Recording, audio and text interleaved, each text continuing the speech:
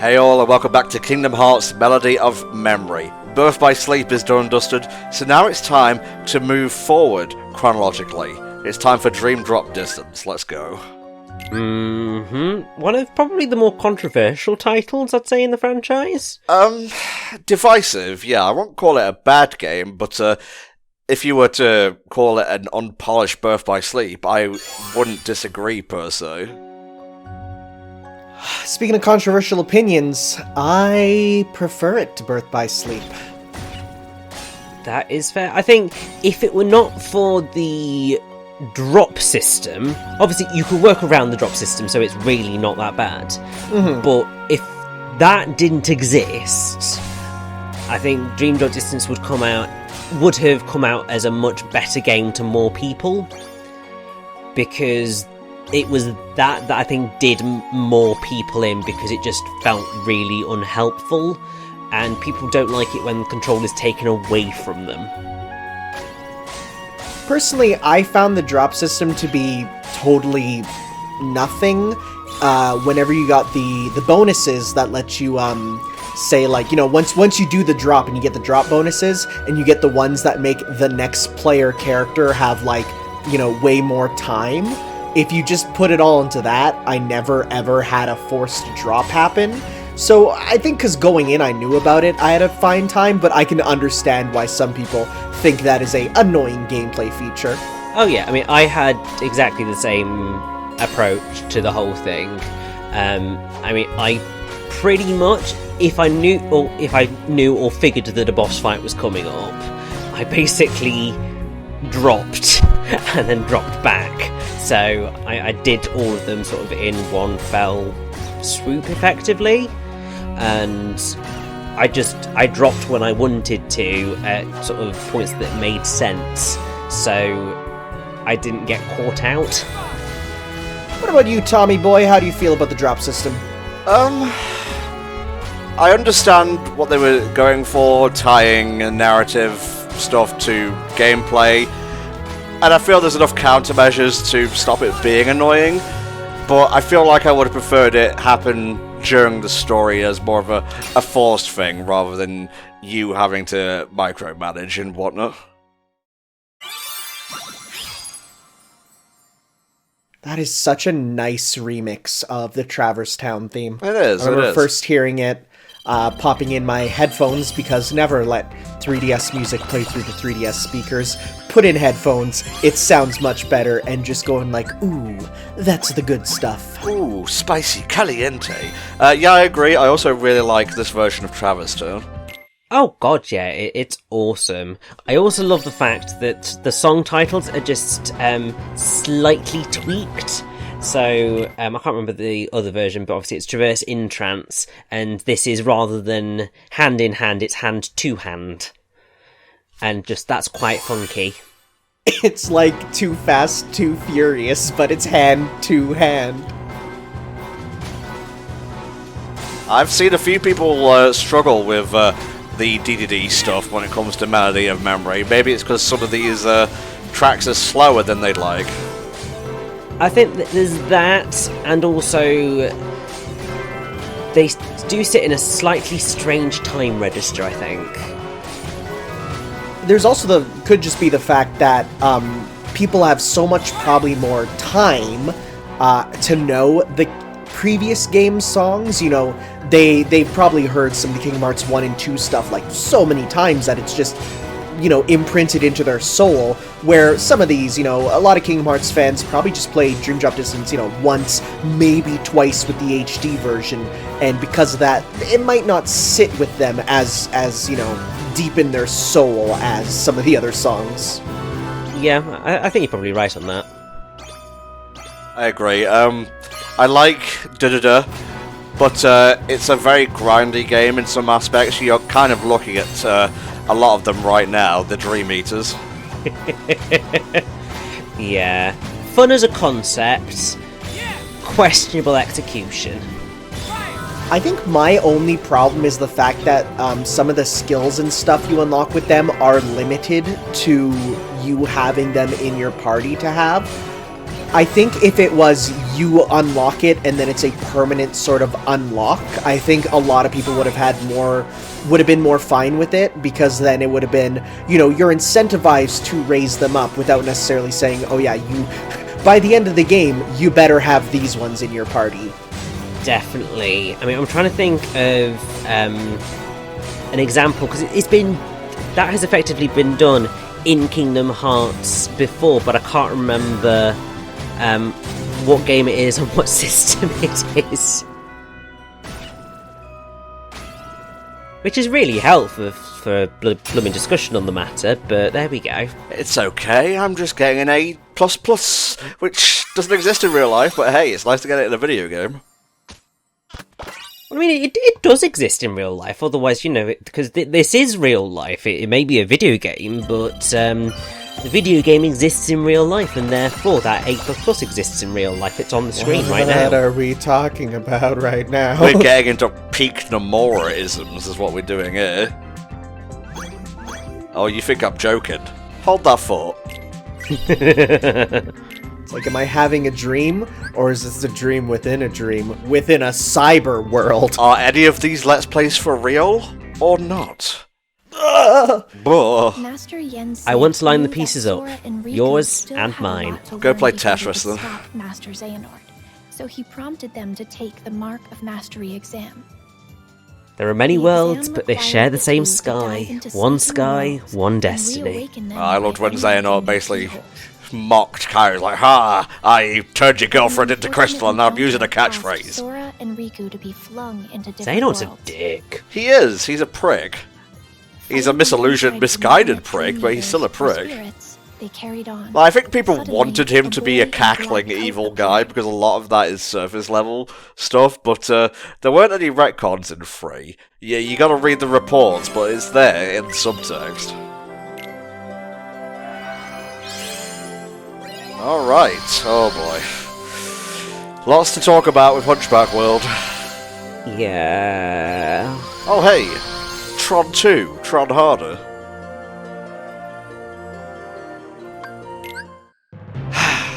Ah, la cité de cloche. When Sora was running through Notre Dame in that reveal trailer for the game, I was like, fucking poggers, man, even before I knew the word existed and was a thing. I was just so happy, because like I've mentioned many times, Hunchback is one of my favourite films, and I really wish they saved it for Kingdom Hearts 3. Agreed. I mean, I'm not necessarily mad at how the story was told in Dream Drop Distance, but I don't think that it got the love that it deserved. And I mean, that is Hunchback of Notre Dame in a nutshell, in all of its forms. It has never received the love that it deserves, because it is without a doubt Alan Menken's best score that he has ever made for Disney. And just those songs are out of this world incredible, and the stage show that they made based on those songs is even better, and just, oh my god, it's phenomenal. And as I believe I mentioned that I'm auditioning to be in a production of it, hopefully going on stage in 2021, and just the opportunity to be part of that will be incredible.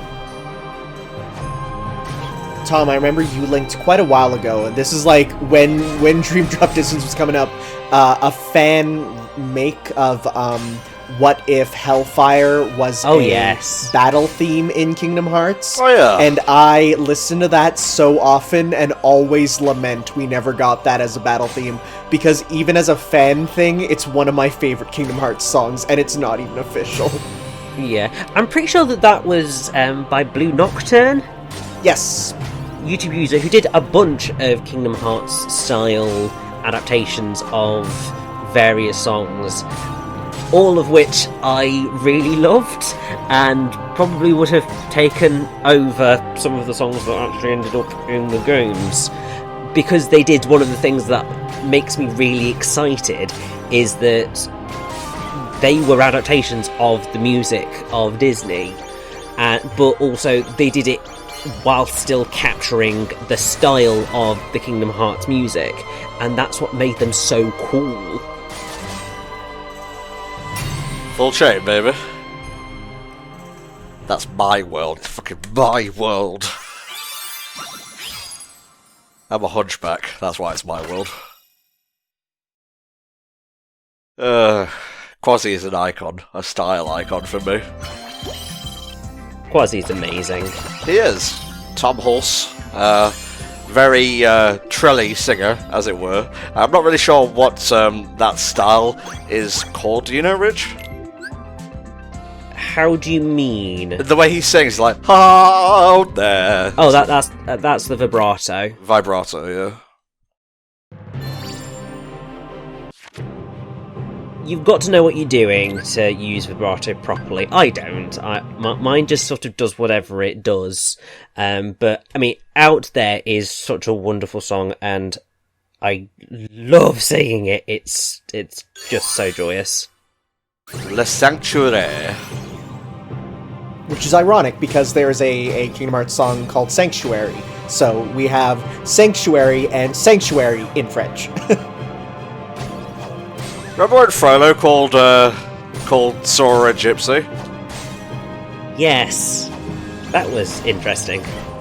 It's one of my favorite, like, out-of-context Kingdom Hearts scenes, because, you know, you have this anime kid with his anime outfit, his anime plot point outfit, by the way, and, you know, there you see, it's like, that style of clothing, that hair, are you a gypsy? And he's like, and, you know, Sora comes from a world where probably racial prejudice doesn't exist, so he's very confused.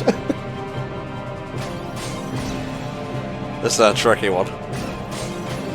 Just register-wise.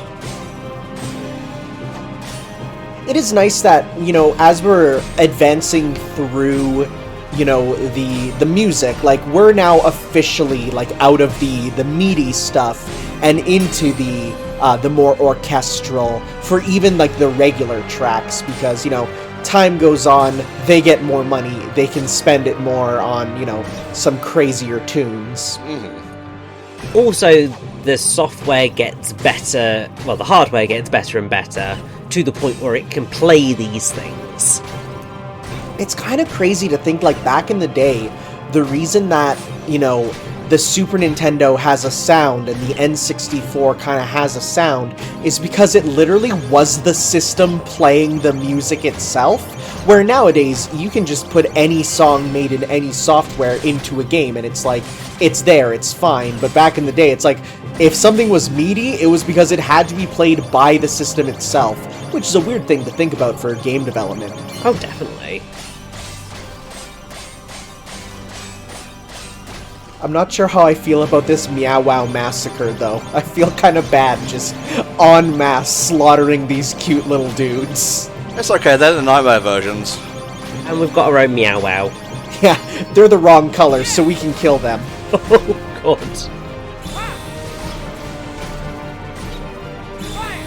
Definitely not getting a full chain on this one. No, but you still managed to get into A+, so, I mean, take that. One thing that this, at least looking at this, you know, the background is making me kind of realize is, man, I do kind of wish that when they made the HD version of this, because, you know, it was PS4 only, could you have, like, you know, maybe removed the loading barriers and just made it one big world? Because I remember reading early stuff and saying, like, hey, do you see Notre Dame? You can jump all the way to the top and jump off from the top and go to the bottom. And I was like, whoa, that's kind of crazy. And it's like, you can't do that in-game at all? It's unfortunate, because obviously there are certain areas in First Life Feats that are huge, but oh yes, Majestic Wings. Still annoyed that obviously we didn't get a Frollo boss fight or a Frollo Nightmare boss fight, and yeah, the lack of Hellfire is disturbing. But Majestic Wings is an awesome song. This is a dive track, isn't it? Wait, no, I'm thinking of another one. Yeah, no, this is the boss fight song when you're flying off the heat from the burning town below. It's kind of rad.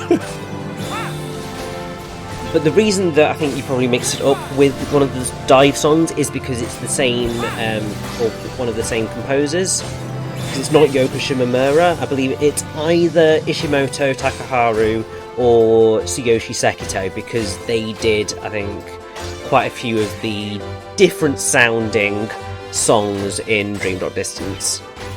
Yeah, it definitely doesn't have the Yoko Shinomura sound, because, you know, sometimes you'll hear a song and you'll be like, you know, I don't even know what game this is from, but this is a Yoko Shinomura song. You can hear it. Oh yeah. Love it. Has anyone here seen Hunchback of Notre Dame 2? Yes. I think I have, but haven't remembered. I don't actually physically remember any of it, so probably for the best, actually. You want my full thoughts, you can go listen to the Disney font commentary of it, but suffice to say, I fucking hated it. I just remember seeing ads for it a lot as a kid and seeing that Quasi gets a cute short-haired GF, and I'm like, hey, good job, my man. You did it. She's clumsy. That means she's flawed as a character. Mm-hmm. It's always shorthand for, oh yeah, this character has a flaw, look at her, she can't stand properly. What a stupid bitch. Oh, Zolifant. Yeah, those spirits had crazy names, alright. A lot of them were the Japanese word for the creature mixed with the English one. So Zolifant is Zoo, Z-O-W, or Z-O-U, which is elephant, mixed with elephant, of course.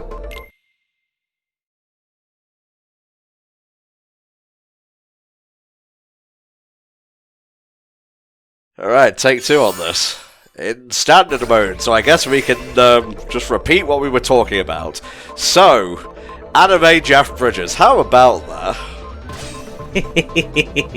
He sure is Jeff Bridges, and he sure is anime. I will say that I think that it was here that they finally got a decent grasp of how to, I suppose, meld realistic humans into the style of the Kingdom Hearts franchise, because, like, when we had the Caribbean in Kingdom Hearts 2, that did not mesh. It looked weird, and it was the only world of its type that just felt really out of place in terms of character designs. So when it came to this, because they anime-ified all of the characters, they looked a lot more in line, so there wasn't so much visual dissonance that took you out of the experience. Obviously, by the time we get to Kingdom Hearts 3, they managed to get pirates looking perfectly fine, and even though, you know, there's still that distance, because they did the different outfits and toned down the colour palettes of Sora, Donald and Goofy, and because everyone was of a much higher polygon count and visual style, it blended a lot better. Yeah, I agree. How do we feel about how the grid was used narratively? I think it was really cool that they kind of put it in as, like, this was the original Tron world, and then Space Paranoids was like a backup, so this one advanced onwards while, you know, the Tron world kind of stayed stagnant. I think it was a neat way to kind of explain how, you know, because if they just went back to Space Paranoids and it was like super hyper advanced now, it wouldn't make a ton of sense, because, you know, in the time frame it wouldn't have advanced that much. But by doing it this way, it made it so you can go, you know, from one game to the next and have it make sense that it advanced so much. Well, don't forget, these are the sleeping worlds. Yes. Yeah? Oh, just the one. Fine. Well, I tried Proud Mode in a thing that'll probably be cut. it has a very, very weird beat towards the end that actually killed me. That's one of the only times I've ever died in Melody of Memory.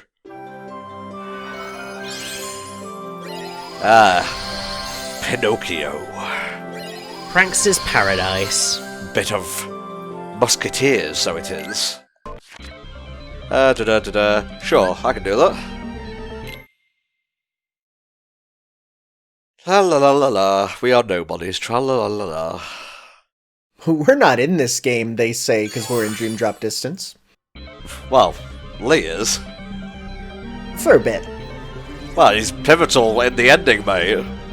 He is, but I would make the argument of if a character isn't there for most of the game, then they're not, you know, a major player. Though you are right, he is there at the end to do some important stuff, so I am speaking out my butt. And also, Shion is definitely in there as well. For even less time than Lee, but she is still there. Can we address how I think that this game has the worst secret ending in the series? Because even if you do everything right, you need to get the completely arbitrary quiz at the end of the game right to get the secret ending. Ugh. You know what? I'm going to disagree there. I'm going to say RE Coded is worse. Yeah, I was going to say, like, yes, Dream Drop Distances is rubbish in the sense of that, but yeah, no, Recoded is definitely worse because it requires you to complete a certain number of trophy challenges, some of which are actually ridiculous and really grindy. Oh, I remember now. Yeah, you're right. That one sucks. Yeah, I remember now. You're right. So that is easily the worst of the secret endings, and I'm glad that they've gotten a lot clearer and fairer with how those work since then. Really happy when Kingdom Hearts 3's was, like, actually really easy, which is a nice change from most of them in the franchise. Yeah. I think, though, they have to make them easier as time goes on because of the fact that nowadays it's like, you can just Google it. If you really don't want to do it, like, I mean, before this game was out, there was cutscene compilations for people who didn't want to play it, so, you know, because of that, it's like, yeah, I think it's important to not make it too difficult, so you don't want the player going, I don't care, just show it to me. You know what's funny about that is people will complain that Melody of Memory only has like 24 minutes of new content, right? And oh, it's stuck behind a rhythm game that I don't want to play. Well, if you don't want to play it, go fucking watch it on YouTube. Why are you complaining? Because it's their job, it's the internet. People will rather complain rather than sort their problems out. And granted, I'm a lazy fat piece of shit, so I'm guilty of this myself, but oftentimes I will kick myself to get shit done. And you know, if it's something as banal as video game cutscenes, YouTube compilation of cutscenes, you have the whole internet. You think I'm getting into a real boomer rant here, but the point remains that fucking get on with it. Stop whining. It's one of the really frustrating things about the internet as a whole is that it is just... there's so much vitriol for no good reason, and people just complain about everything without using any hint of common sense. Can you imagine if instead of complaining about video games online, people just played video games they liked? Everyone would have a much better, like, mental health and everything. It'd be real nice. Hey, speaking of mental health, shoutouts to this world being just so much better than Monstro. Agreed. I like it a lot, actually. It's not like my favourite world in Dream Drop Distance. That would probably be Symphony of Sorcery, which, not in this game, mostly because it's all fucking common music and whatnot, just done up in Yoko's style. Not even that, it is those original orchestral songs. It is Night on Bald Mountain, it is Pastoral Symphony, it is The Sorcerer's Apprentice. Part of me is a bit like, come on, that was like a complete easy goal that you could have made. But equally, you've got a game that is a celebration of Kingdom Hearts music, and you probably do want to include more of the original Kingdom Hearts songs than anything else. So, Pinocchio, specifically in the past, how do we feel? Well, I think one thing I just want to say about this world itself and why I really like it is because I love video game theme parks. Like going to Pina Park in Mario Sunshine, and so just like grinding on the roller coaster. Oh, it's so good.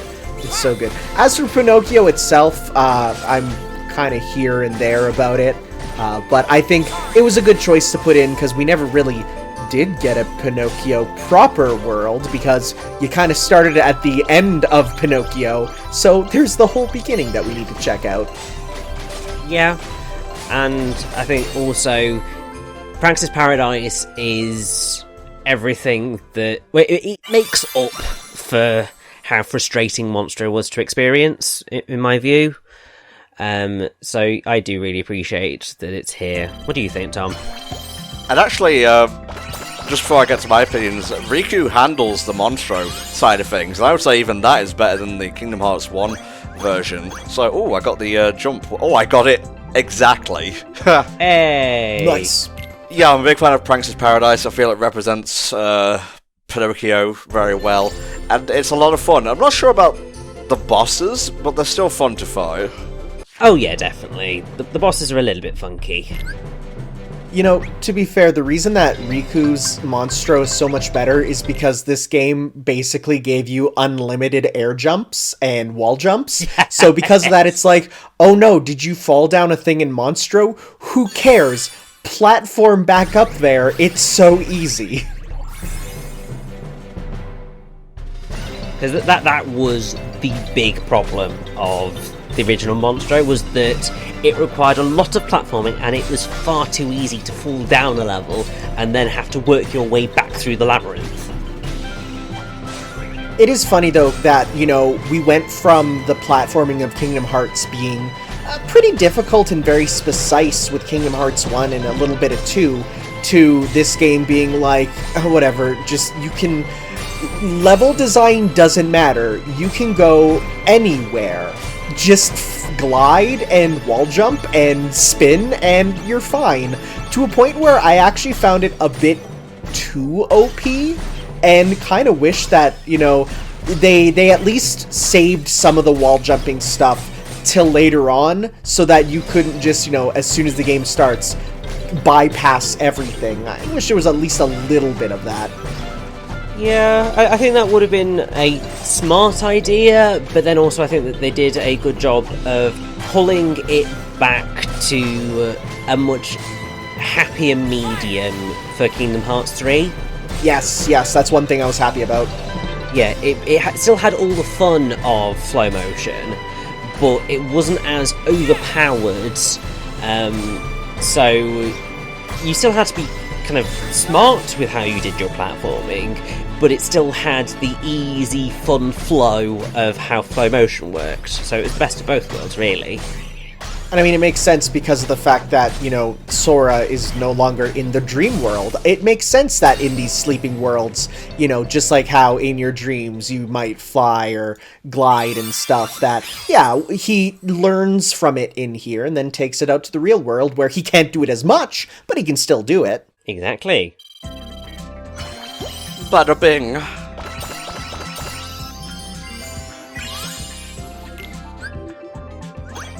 Oh. Well, whatever. Oh, I think I had an item one, didn't I? You did indeed.